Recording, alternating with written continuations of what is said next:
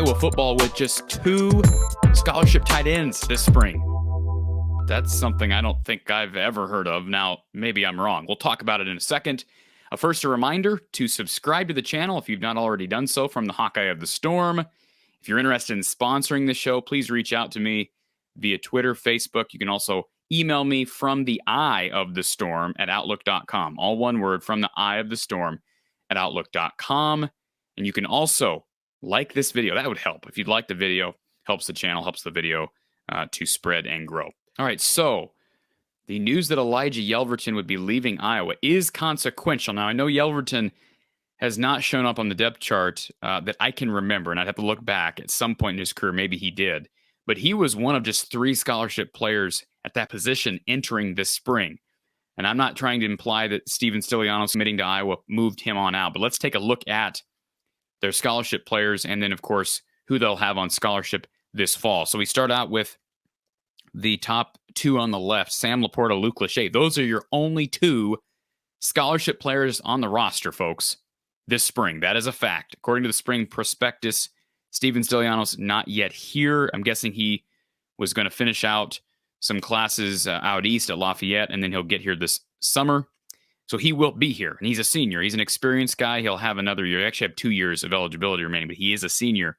But again, Sam Laporta and Luke Lachey, the only guys battling at that position on scholarship this spring. Steven Stilianos will get here, we assume, in the summertime. Looking at the guys on the right, the 2 guys at the top in purple are your true freshmen that are not yet here. Addison Estringa out of Wisconsin. Cale Vanderbush will also be here as a true freshman. Kyson Van Goot, he is a freshman as well. Walk on, you see him in gray there. Not yet here. And then you see the 4 below. These are guys who are here competing right now, and they're consequential to development of guys like Luke Lachey, because somebody has to push Luke Lachey.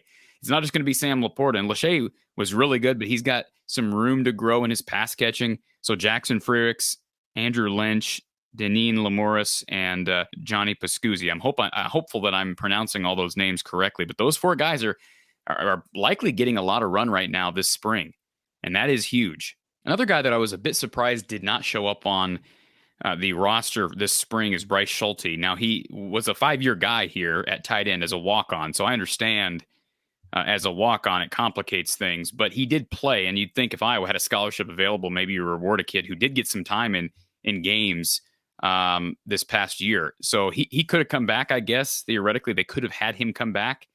And again, who knows what happened behind the scenes there, but they're just really thin at tight end right now. So Lachey and Laporta, they got to stay healthy. Here's the deal, though. Those guys, we would normally say this, and of course, there's always going to be walk-ons that emerge at certain positions. Tight end is usually not a position that you see guys starting as walk-ons.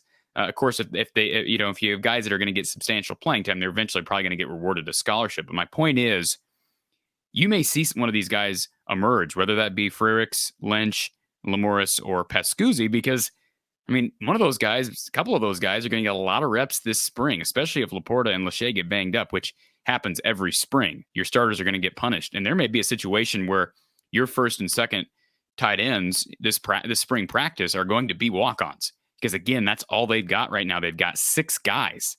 And if I'm missing somebody, please comment in the comment section below. But that's where they're at with tight ends. So best wishes to Elijah Yelverton. Kirk Ferentz stated that he is headed back to Texas to finish his degree. So whether it be completely injury-related or whatnot, he had a lot of hype coming out of high school. He was a highly touted tight end. A lot of hype around him and Deuce Hogan, both Texas kids coming here and now both gone. So best wishes to Elijah Yelverton. And there should be some optimism with Stilianos coming in. And I really like Addison Estringa. I don't know as much about Cale Vanderbush, but I think Estringa is going to prove a lot of people wrong. He was not a real highly touted kid out of Wisconsin. And he's going to be a good one here, and he's going to have a chance to make an impact fairly early, even with Stilianos here. Laporta's done after this year. Stilianos will have 1 year left.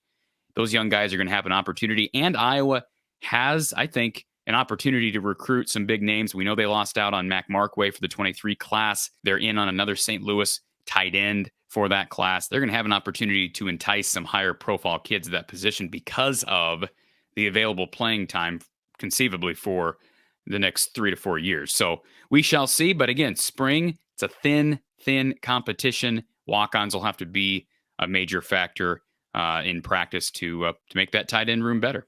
So appreciate you joining me once again here from the Hawkeye of the Storm. Reminder, please hit the subscribe button, please hit the like button, and I will talk to you soon.